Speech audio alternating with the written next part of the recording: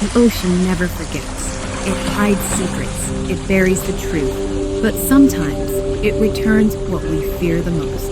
On the lonely Oregon coast, a man stumbles upon a golden dog and a bottle washed ashore. Inside that bottle is not just a message, but a cry for help from 30 years ago. The woman who wrote it is long dead. Her killer, still alive. And tonight the past is coming back. The Oregon coast was quiet that morning, though the sea never truly slept. The waves breathed against the sand with a rhythm that could lull or terrify, depending on how lonely you were. For Daniel Ward, loneliness had become a constant companion. His boots sank into wet sand as he walked, hands shoved deep in his coat pockets. He came here almost every dawn, as though the emptiness of the ocean could reflect his own. But this morning, the emptiness shifted. At first, he thought he saw the flash of sunlight on water, but the light was moving. A golden blur streaked across the beach, bounding through the tide foam with effortless grace. Daniel slowed. A golden retriever, its fur shimmering like coins in shallow water, ran toward him, then skidded to a stop a few feet away. The dog's tag clinked as it tilted its head. Daniel crouched slowly, hand outstretched.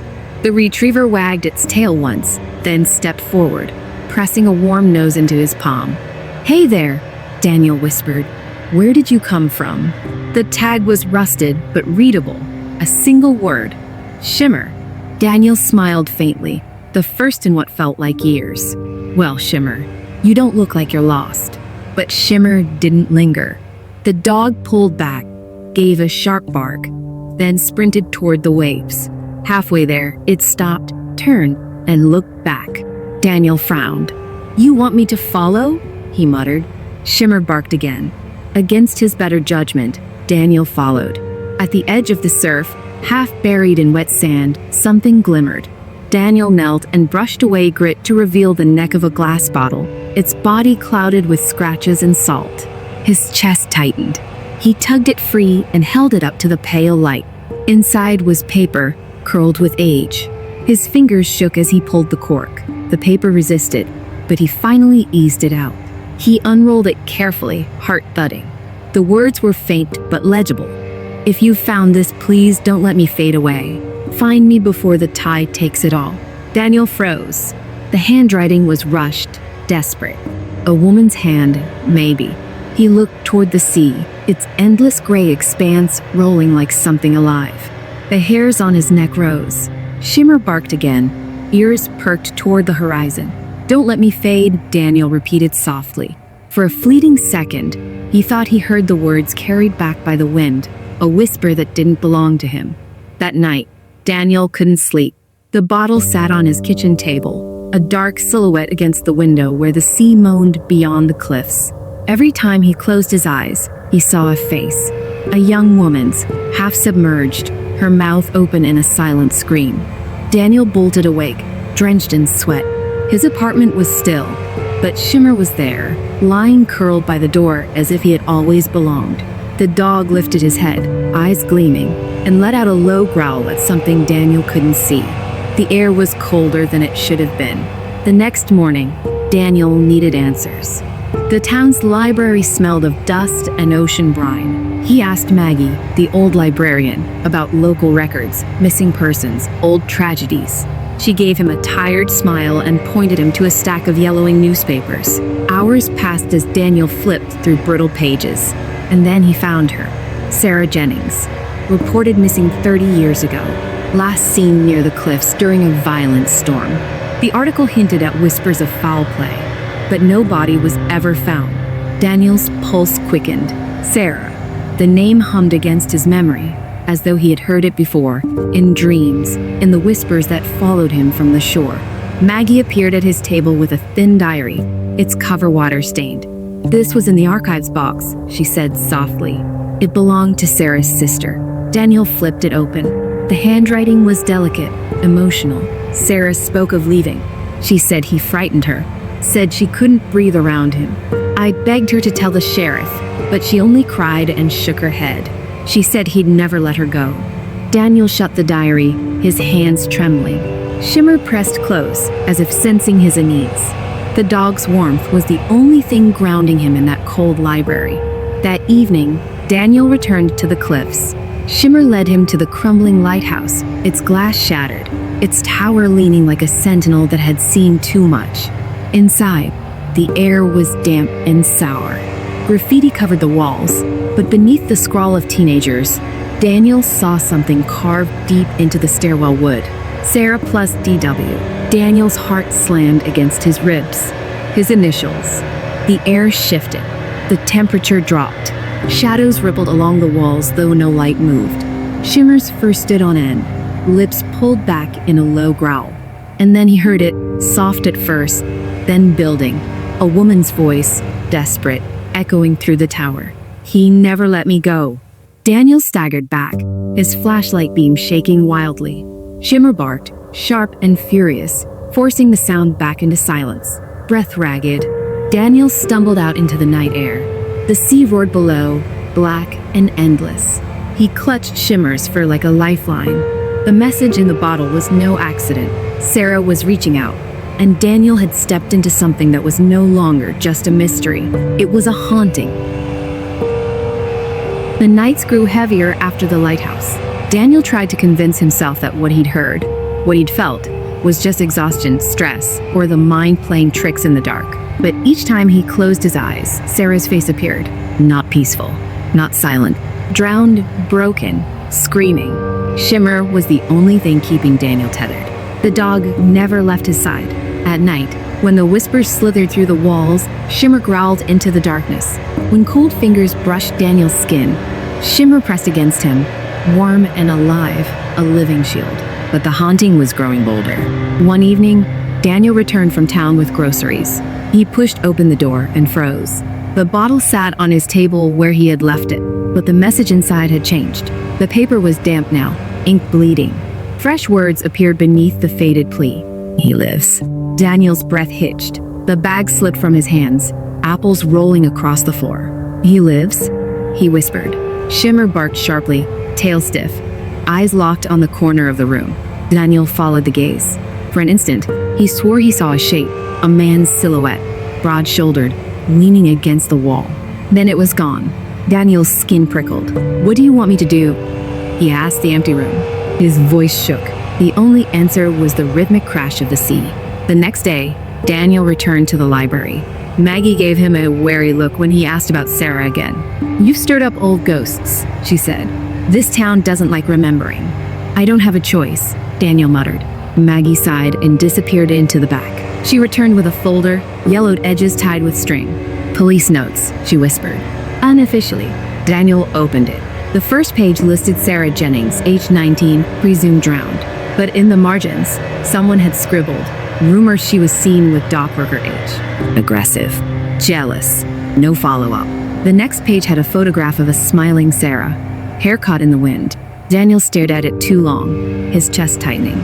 She felt real now, not just a ghostly echo, but a girl with laughter, dreams, a life stolen. A final note chilled him. Family relocated after incident. No body, no trial. Daniel shut the folder. So whoever age, was he never faced justice? Maggie's mouth thinned, and maybe still breathes our air. That evening, Shimmer refused to walk the usual route. The dog pulled Daniel toward the far cliffs, down a hidden trail half swallowed by weeds. The path twisted dangerously close to the drop, wind howling in his ears. At the bottom, in a sea cave, Daniel found it. Scraps of fabric tangled among the rocks. A dress, blue, faded but still clinging to bone. Daniel knelt, stomach lurching. The salt stung his eyes. He reached out and uncovered a locket. The chain rusted but intact. Inside, a photograph of Sarah, smiling with sunlight in her hair. He staggered back, heart hammering. Sarah hadn't been lost to the sea. She had been hidden here, buried in the tide's hunger. Shimmer whined, pulling at the sand. His eyes glimmered with something almost unnatural. For a fleeting moment, Daniel saw the dog differently, not just an animal, but a guardian, carrying a fragment of Sarah's soul, bound to this coast until her story was told. Daniel's throat tightened. "You were hers, weren't you?" Shimmer's ears flicked, as if he had heard and understood. The haunting grew unbearable after that.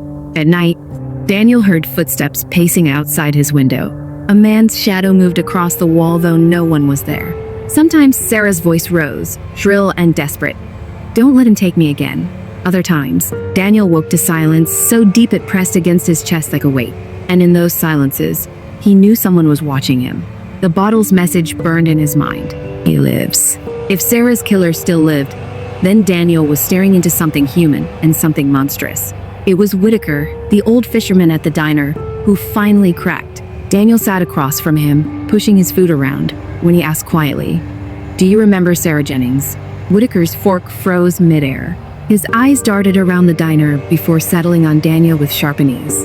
"You ought to leave that alone." "I can't," Daniel said. His voice was steady now. "I found her." Whitaker's weathered face paled. He leaned forward, whispering. Back then, Sarah was with a man. Older. Mean streak a mile wide. Worked the docks. Folks knew, but nobody wanted trouble. After she disappeared, he left too. For years. But his eyes flicked toward the cliffs. He came back. Keeps to himself. Up near the old boathouse. Nobody dares speak of it. Daniel's stomach clenched. The silhouette he'd glimpsed in his apartment. The broad shoulders. The cruel presence it fit. "Name?" he asked. Whitaker shook his head. "Don't make me say it." His voice cracked. "Don't go near him." But Daniel already knew he would.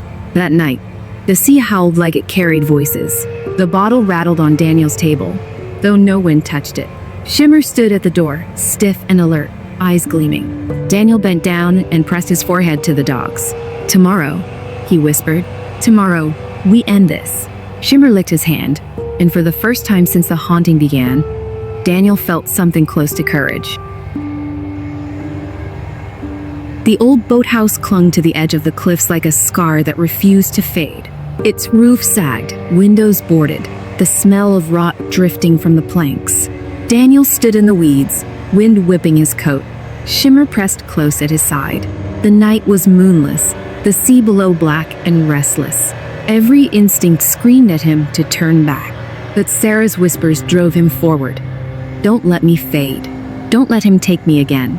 He gripped the locket he had found in the cave, its rusted chain cutting into his palm. With his other hand, he pushed the boathouse door open. It groaned like something alive. Inside, the air was heavy with mildew and old oil. Nets hung like torn cobwebs. Ropes coiled like snakes across the floor. Shimmer growled low, hackles raised, eyes locked on the shadows at the far end of the room.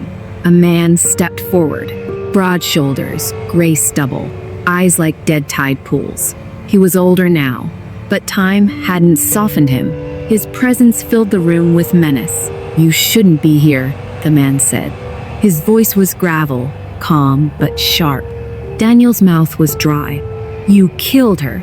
The man's jaw tightened. Sarah. Always running her mouth. She was going to leave. Make me a fool. His eyes glinted, cold. "I couldn't let her." Daniel's chest burned. She was 19. She was mine. The man snarled. His hand twitched towards something on the workbench, an old harpoon gun, rusted but still deadly. Shimmer barked, lunging forward, teeth bared. The man froze, glaring at the dog. That damn mutt should have drowned it with her. Daniel's blood turned to ice. He realized now, Shimmer wasn't just Sarah's pet. Shimmer had been there, had tried to fight, to save her. And when Sarah's body fell to the waves, Shimmer's spirit stayed behind, guarding the truth until someone listened. The man snatched the harpoon. Daniel reacted without thinking. He hurled the locket. It struck the man's chest with a metallic snap. He stumbled back, furious. Shimmer launched himself, teeth sinking into the man's arm. The harpoon clattered across the floor. The man roared in pain, swinging. But Shimmer held fast, growling like a storm. Daniel dove for the weapon, snatching it up. His hands trembled as he aimed, the cold metal digging into his shoulder. "Do it!" The man spat, eyes wild.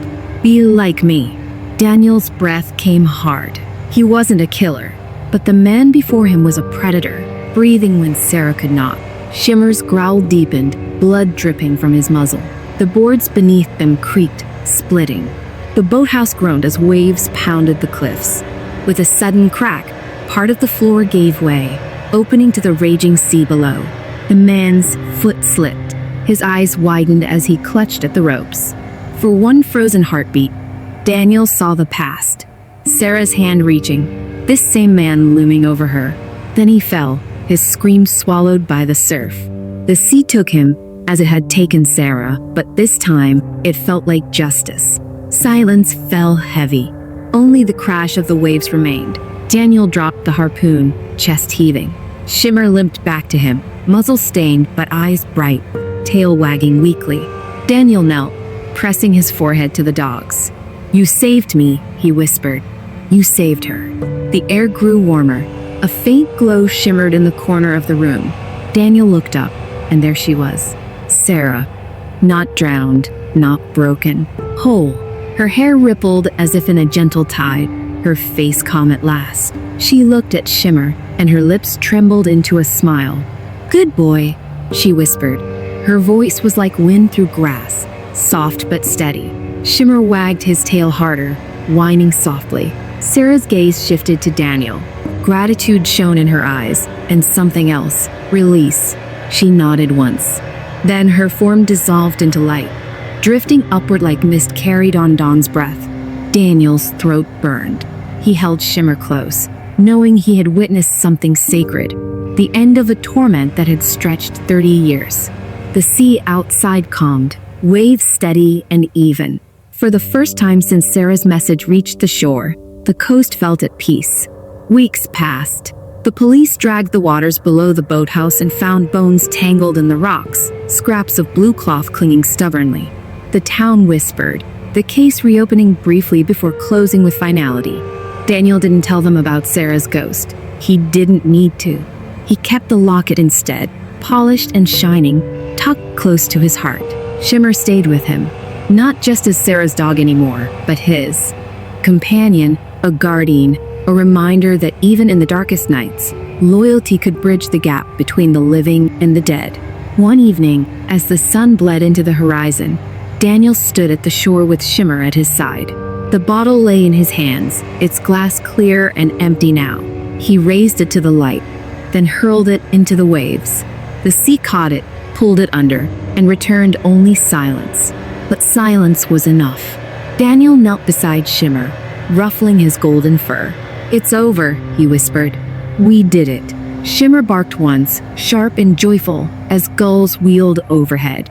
Daniel stared at the horizon. Yet, even with peace settled around him, one thought lingered, like a shadow refusing to fade. If one ghost could cry out for justice, how many others are still waiting to be heard? The sea is calm again, but calm doesn't mean peace. Some ghosts find their rest, others still wait beneath the tide, whispering their stories to anyone who dares to listen. So, if you ever find a bottle washed ashore, will you open it